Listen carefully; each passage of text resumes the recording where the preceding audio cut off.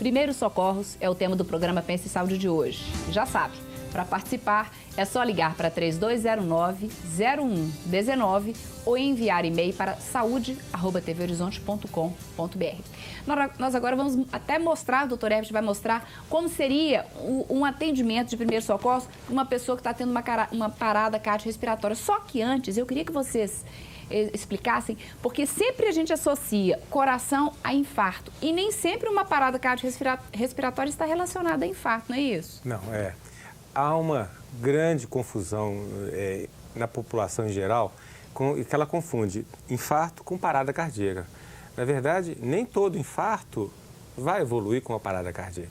Se for só infarto, quanto mais rápido chegar no hospital e poder submeter-se a uma angioplastia de salvamento, melhor. Esse tempo tem que ser o mais curto possível. Certo. Entretanto, nós sabemos que, por estatística, 30% a 40% dos infartos evoluem com a parada cardíaca e muitas vezes não conseguem chegar ao hospital. Eles falecem antes de chegar ao hospital. E uma parada cardíaca súbita, então, não necessariamente está relacionada Exatamente. a um infarto, né? E nós temos exemplos, né? Você lembra do Serginho, jogador de São Caetano de futebol? Ele tinha uma cardiomiopatia hipertrófica. É uma doença do coração, não era infarto. Ele teve o chamado morte súbita jogando futebol. Eu vou te pedir para levantar, doutor Herbert, para mostrar aqui, e vocês dois vão nos ajudar também, complementando, enquanto o doutor Herbert vai mostrar o que fazer e o que não fazer no momento de uma parada cardiorrespiratória, é isso? Isso. Bom, em primeiro lugar, o mais importante é chegar à vítima. É claro que eu vou avaliar a minha segurança, a segurança do socorrista, e se não houver nenhuma ameaça à vida do socorrista, eu chego na vítima, toco o ombro da vítima, não sabendo o nome, eu pergunto, você está bem? Você está bem? Não havendo resposta, eu aciono imediatamente a emergência. Pode ser o SAMU, 192, ou a própria ambulância da Unimed. É o 0800... 0800 030 3003. Obrigado. Aí eu retorno para a vítima, vou expor o tórax da vítima, expondo o tórax. Como eu não sou profissional da área de saúde, eu não vou me preocupar em checar pulso, porque eu assumo que eu sou um leigo, certo? Isso. Se for profissional da área de saúde, como médicos, enfermeiras, fisioterapeutas, então eu vou checar o pulso primeiro. Caso contrário, eu já avaliei o paciente e já começo a compressão torácica. A compressão torácica faz parte da ressuscitação cardiopulmonar. Ela é feita, geralmente, com a mão no meio do peito. Eu vou posicionar o chamado calcanhar da mão. Eu vou colocar no meio do peito, bem próximo de uma linha que liga os dois mamilos. Vou posicionar com o braço bem reto e vou tentar afundar o tórax pelo menos 5 centímetros. Nossa! Ou seja, cansa. Sim. Cansa muito. Cansa muito. Então mostra só um pedaço da mão. É esse pedaço da mão aqui, Nós né? chamamos isso aqui de calcanhar da mão. Ah, tá. E é uma mão em cima da outra, no meio do tórax, e vou fazer 30 compressões 30. Numa velocidade de 100 vezes por minuto. 30 compressões numa velocidade de 100 vezes por minuto. Afundando o tórax 5 centímetros e permitindo que ele retorne à sua posição original. Depois que eu fiz isso, aí eu vou fazer 2 ventilações. O leigo, o profissional que não é da área de saúde, se ele não tiver coragem de fazer uma ventilação boca a boca ou uma ventilação boca com um desses dispositivos que eu tenho aqui, esse aqui é um dispositivo chamado máscara de bolso. A máscara de bolso é um dispositivo muito simples que ajuda muito na ventilação. Pode ser adquirido por um preço bastante simples, né? E você posiciona, então, esse lado com a chanfradura para o nariz, você abre a via aérea, então você vai ventilar o paciente com a bolsa. Entendo. Ventilar significa soprar mesmo? Soprar mesmo. Esse aqui não há risco de transmissão de doenças, porque isso aqui é chamado de uma barreira facial. É uma barreira, o ar não cruza com a vítima, olha aqui, com o ar da vítima. Deixa eu mostrar aqui, olha que interessante. Essa parte aqui é que vai no nariz da pessoa. Exatamente. E aí coloca e a pessoa vai fazer, então, por aqui que ela vai Exatamente, soprar, né? exatamente. E quantas vezes? Quanto então, tempo? eu vou fazer 2 ventilações. 2. Aí eu vou retomar mais 30 compressões.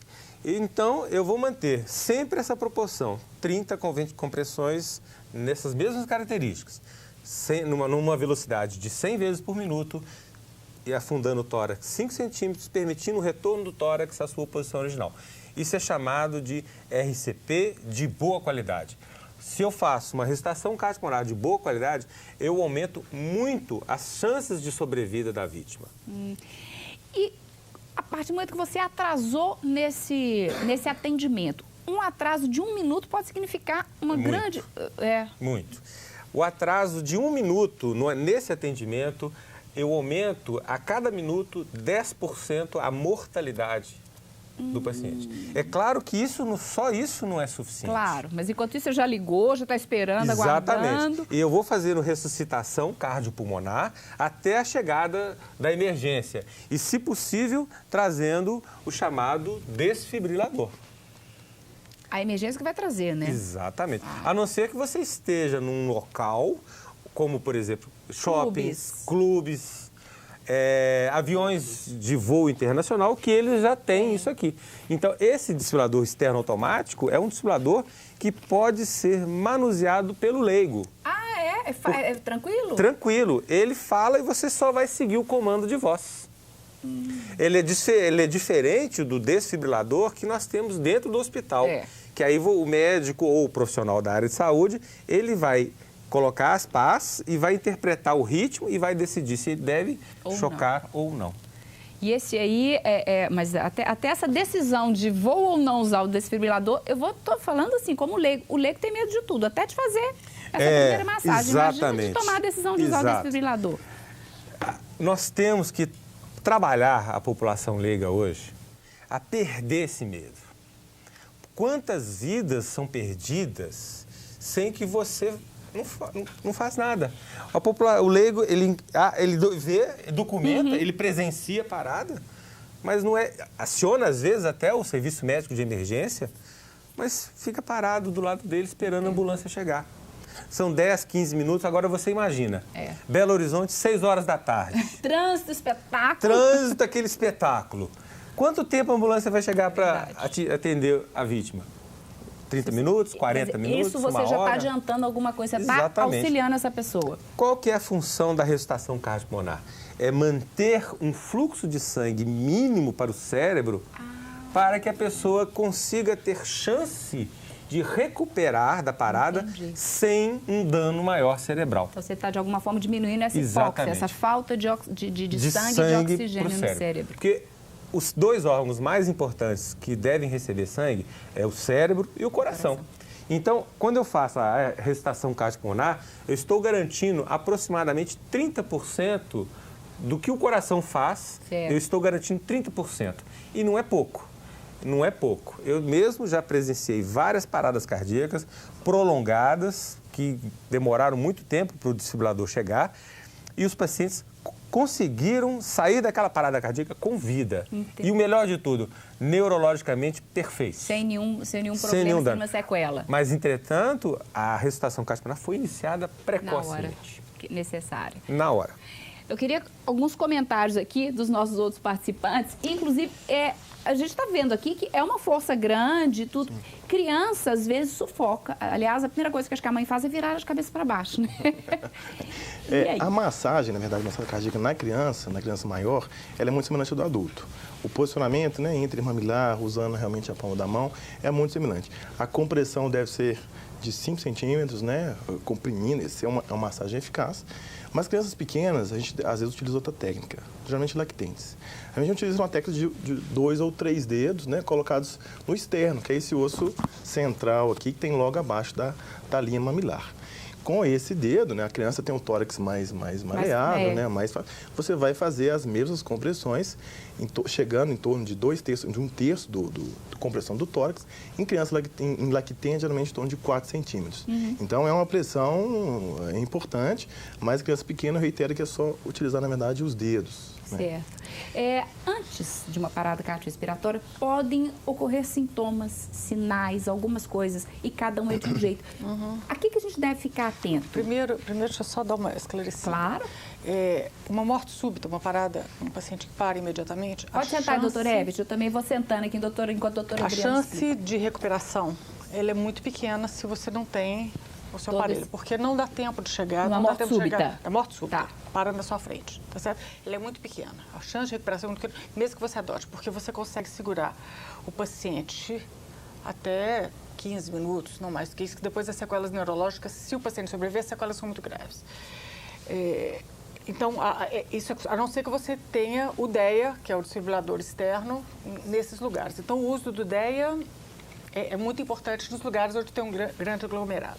Existe uma outra situação de parada, que é a parada por trauma, onde a sequência é diferente. Então, na parada clínica ou cardiológica, primeiro você faz a manobra de ressuscitação para depois ventilar. Por trauma, não. A primeira coisa que você faz é desobstruir a via aérea. Porque não é comum você estar sufocado por língua ou por mau posicionamento ou por fratura de mandíbula. Então, no trauma, a primeira atitude é abrir a via aérea. Como é que você abre a via aérea? Você empurra o queixo para frente. Da certo? pessoa. Entendi. Empurra o queixo para frente para ventilar. Então, essa é a primeira. E ver se está ventilando. Se está ventilando, se está respirando, provavelmente o coração está batendo. Então, primeiro desobstruir via aérea, depois ver se está respirando. Se não está respirando, começar a manobra, e se não está, e depois a cardíaca. Porque, então, é diferente. Bom, pode completar. Com relação à via aérea, a criança tem uma via aérea um pouco de mais difícil abordagem. Então, a criança tem uma cabeça um pouco maior, desproporcional ao tórax. Então você vai explicar no próximo bloco como é que é com a criança daqui a pouco. Tá certo? Nesse bloco aqui, a gente vai voltar mostrando mais e falando mais sobre primeiros socorros e queremos saber qual que é a sua dúvida em relação a isso. Então, participe com a gente. É só ligar para 3209-0119 ou enviar e-mail para saúde@tvhorizonte.com.br. Mas fique por aí. Voltamos daqui a pouco.